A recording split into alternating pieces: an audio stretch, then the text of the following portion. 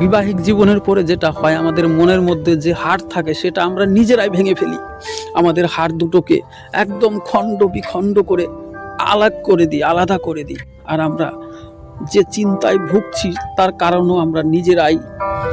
একটা সুন্দর ফুটফুটে বাচ্চা আছে, সেই বাচ্চাকে নিয়ে এবং আমরা দেখুন পরস্পরের উপর ঝগড়া করি, বাচ্চার সামনে নিজেই ডিপ্রেশনে থাকি, কান্না করতে থেকে আমি কি করলাম।